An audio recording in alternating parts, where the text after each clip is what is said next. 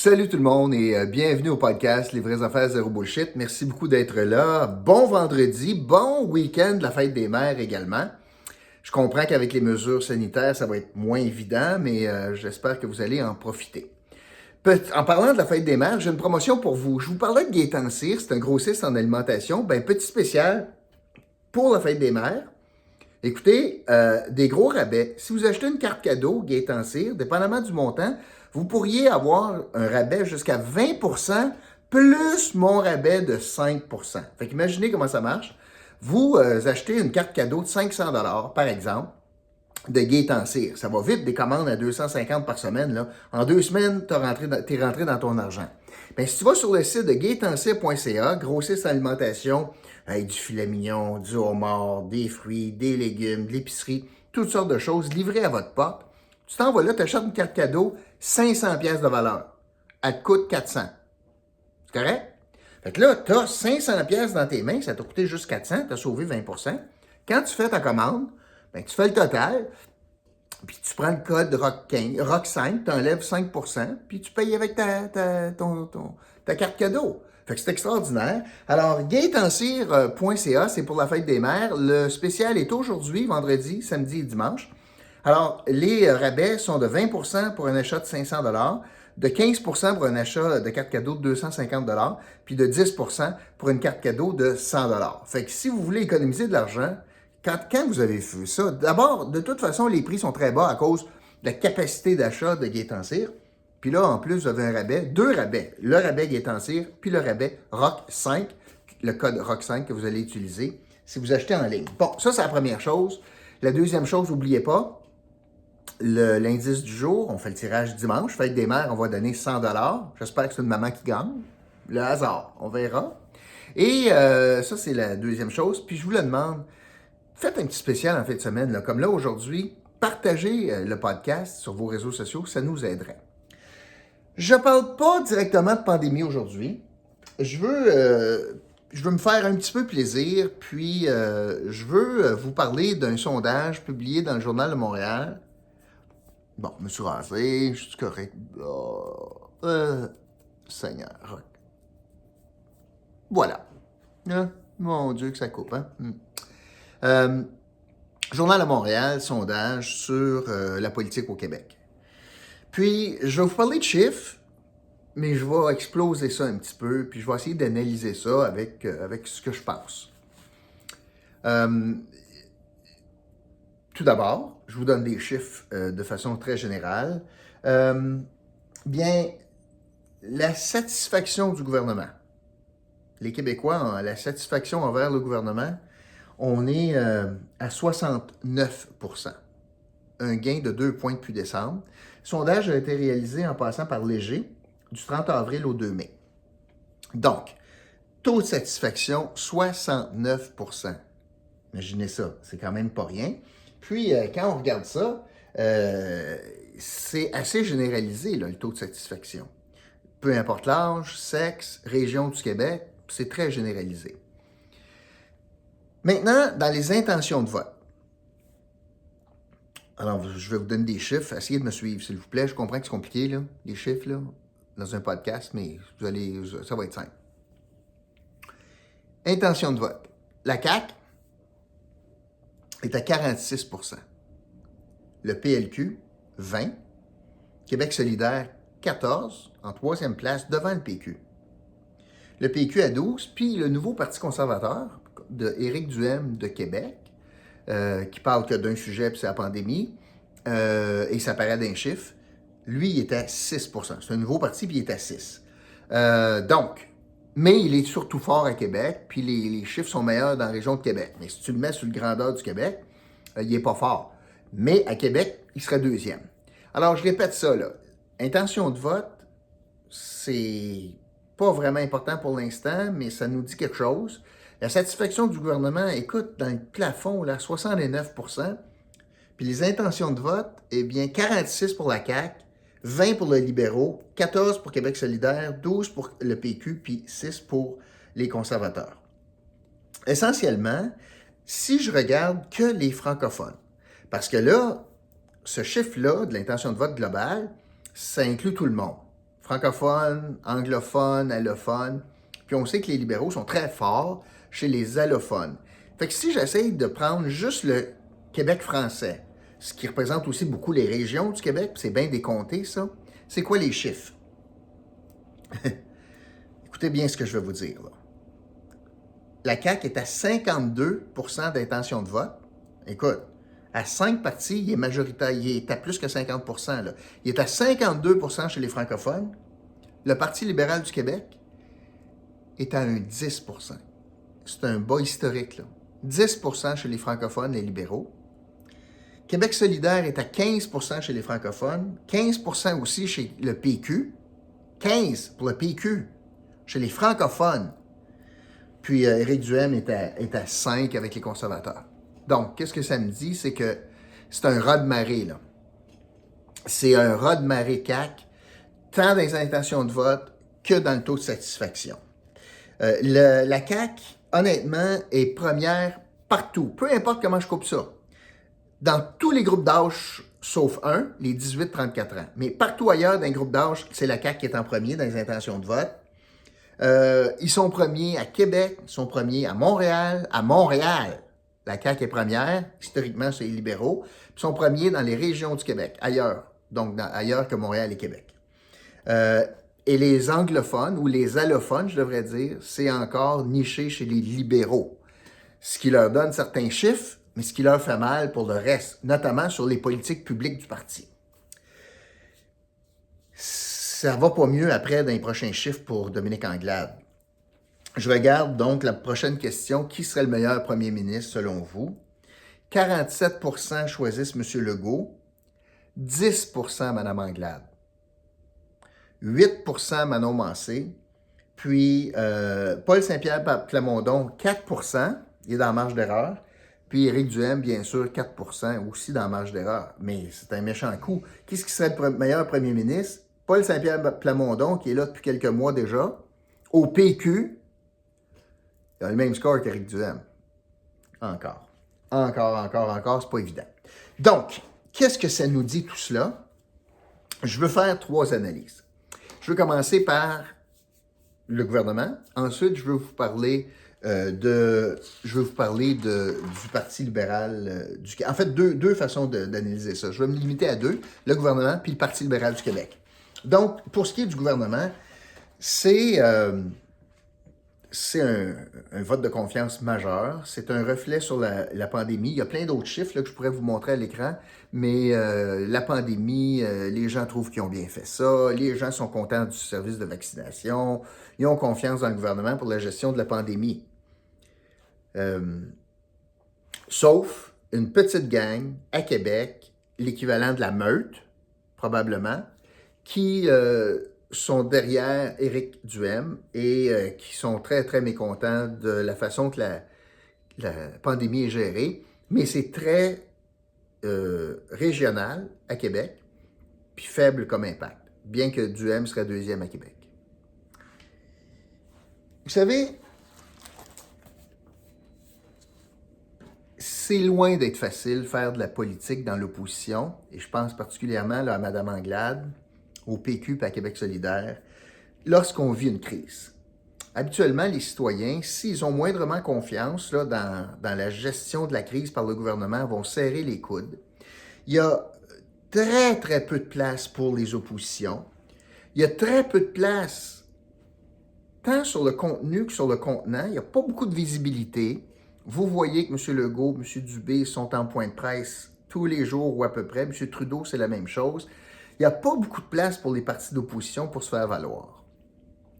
Il n'y a pas beaucoup de place pour les chefs des oppositions de se faire valoir non plus. Puis, les citoyens, habituellement, sont assez indulgents s'ils pensent que je donne le bénéfice du doute. Tu sais, tout le monde réalise que c'est pas évident à gérer la crise. On n'a jamais fait ça, on n'a jamais eu ça, c'est mondial.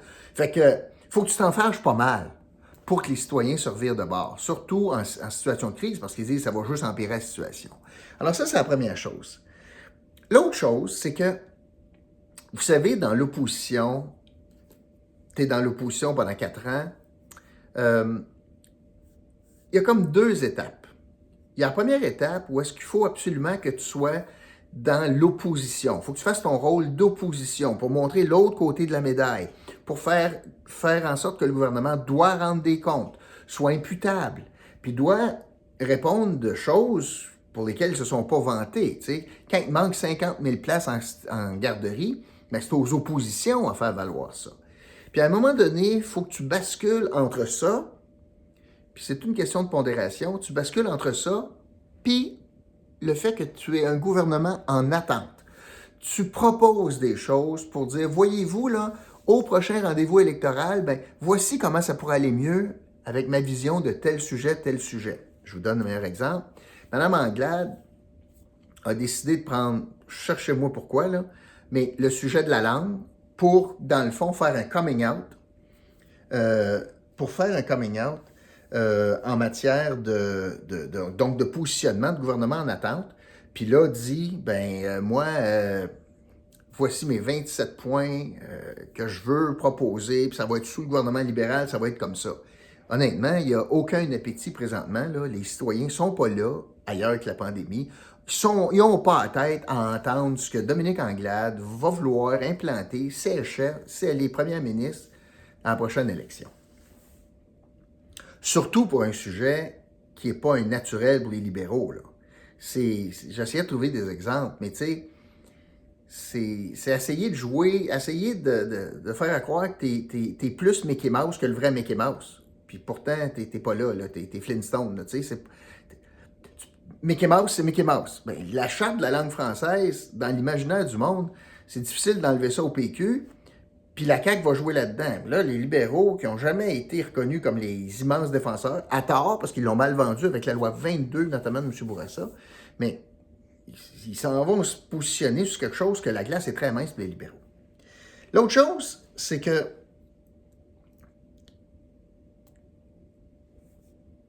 est-ce que vous réalisez combien de jours il reste avant l'élection? L'élection aura lieu le 3 octobre 2022. Il reste 514 jours. 514 jours. C'est pas beaucoup en politique. 6 mois peut être une éternité. Quand on regarde les tendances, ça peut basculer, mais en termes d'organisation, c'est rapide.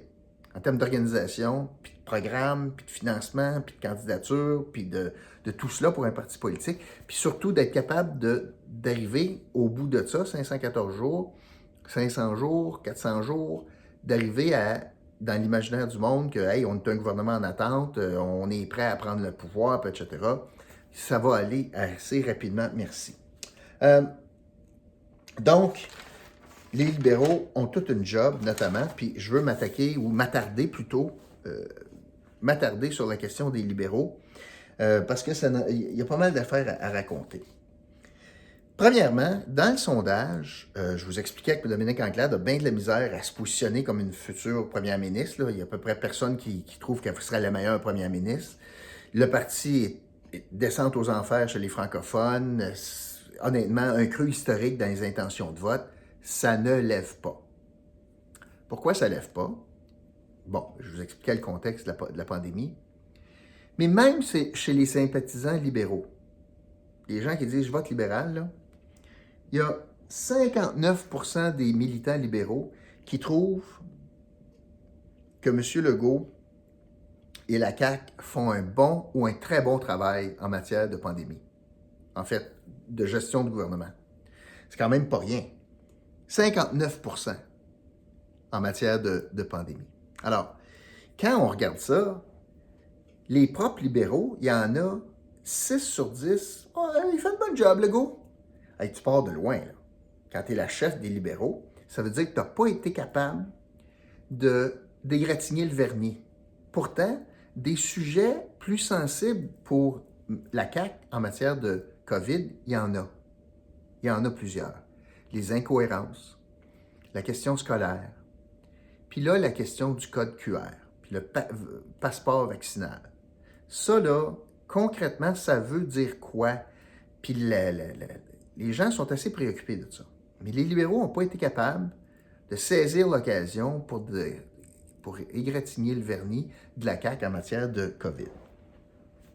L'autre chose, beaucoup plus important encore à mon sens, pour les libéraux, c'est, je crois qu'ils ont pas mal perdu leur repère et leurs valeurs.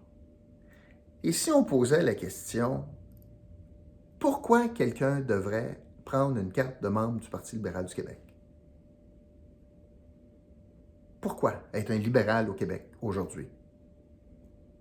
Avant, une des réponses, c'était facile, c'était contre la souveraineté du Québec. Là, c'est plus sur la table. Là, il faut que tu trouves un projet de société ou défendre des valeurs qui sont propres et uniques chez les libéraux, qui ne sont pas ailleurs.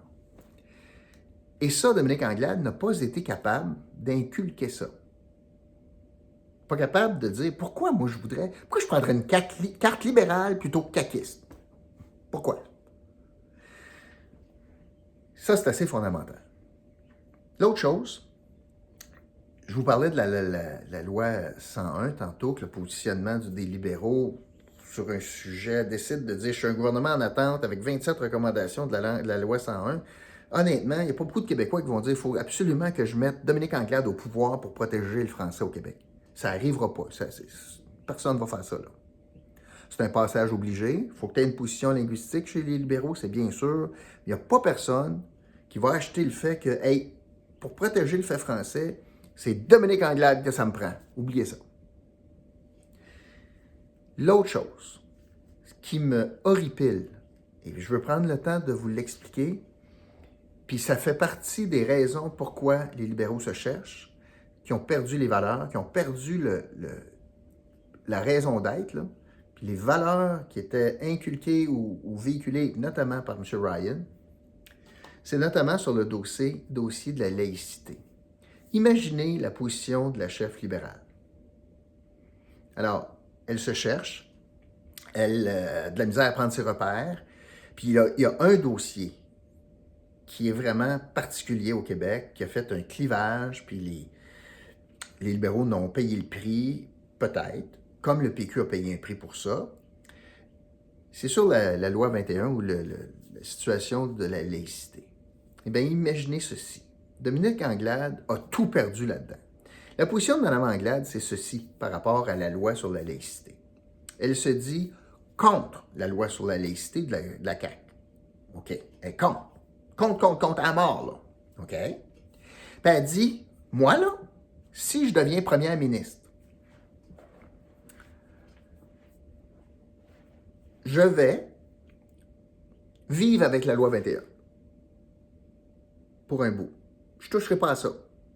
Je vais laisser la clause crépusculaire qui vient à terme, donc de la protection de la clause non-obstant ou de la clause dérogatoire, elle vient échéance en 5 ans. Elle va prendre, mettons qu'elle prend le pouvoir en 2022, il resterait 1 an et quelques à cette clause-là.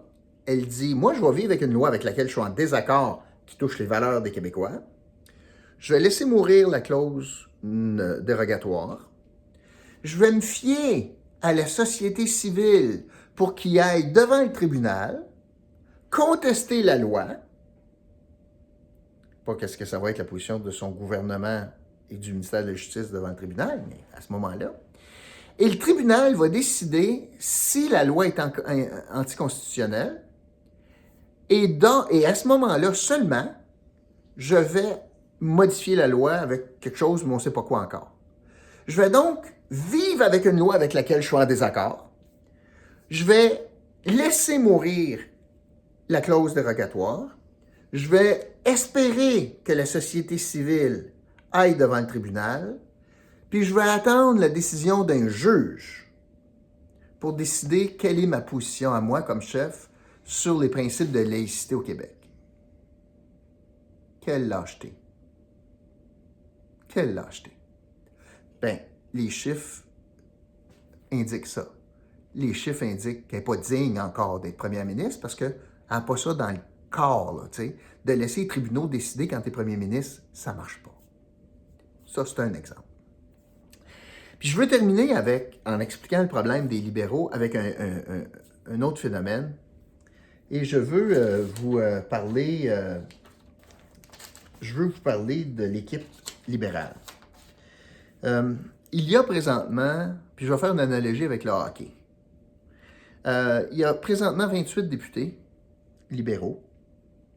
Puis quand j'écoutais certains commentateurs, puis on n'a pas besoin des grands devins, là, il y aurait minimalement 11 personnes sur 28 qui ont déjà décidé de ne pas être candidats ou qui sont en réflexion.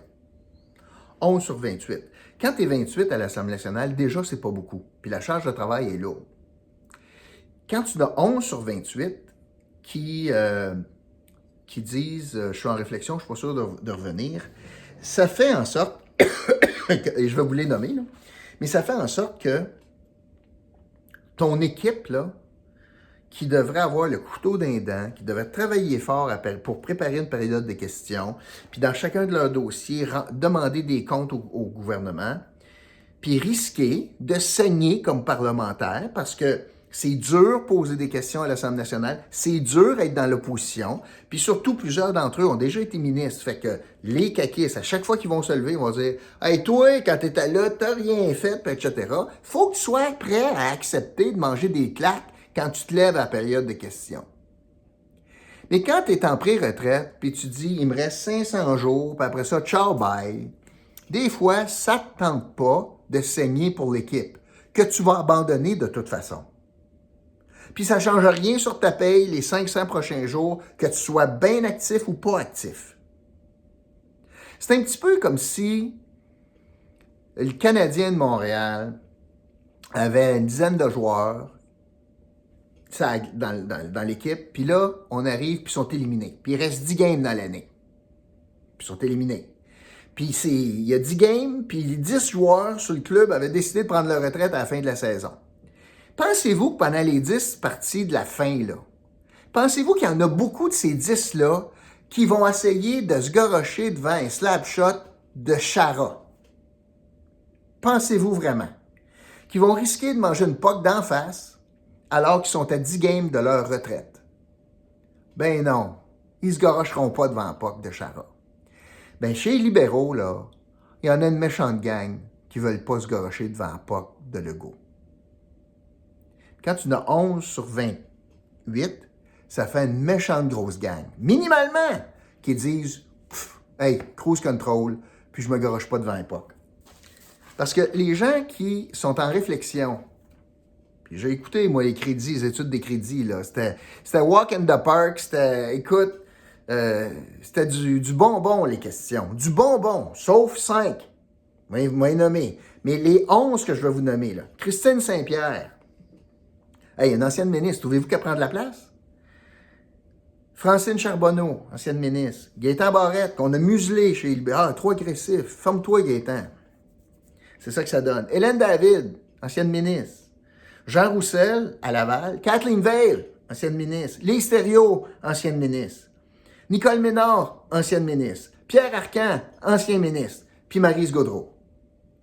Tout ce monde-là, là, ils ont levé le pied. Trouvez-vous que Maryse, elle se débat beaucoup? Ils ont tous levé le pied.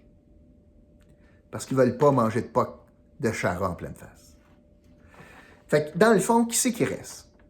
Il y a une chef qui n'a pas les valeurs libérales, qui passe pas, puis tu en as 5 qui essaient de se démener. Tu as André Fortin comme leader. Je trouve qu'il n'est pas suffisamment agressif, mais vous allez dire que moi, je le suis trop. Il y a Marc Tanguay, à la famille, qui fait un job correct. Il y a Marie Bonpetit, qui essaie comme elle peut à la santé. Il y a Monsef Deredji. Je le mets dans ce gang-là parce qu'il y a un petit peu de torque en chambre, un petit peu. Il parle de PME, puis tout ça. Puis là, meilleur, ben, c'est Marois Risky, à l'éducation. Fait que c'est ça l'équipe libérale. Puis je regarde les chiffres, puis c'est absolument atroce. Puis ils ont 500 jours pour se revirer de bord. Est-ce qu'ils vont être capables? Je ne le sais pas. Mais il va falloir qu'ils posent la question, pourquoi quelqu'un achèterait une carte libérale? Ça veut dire quoi être un libéral en 2021? Ça veut dire quoi d'être un libéral en pleine pandémie?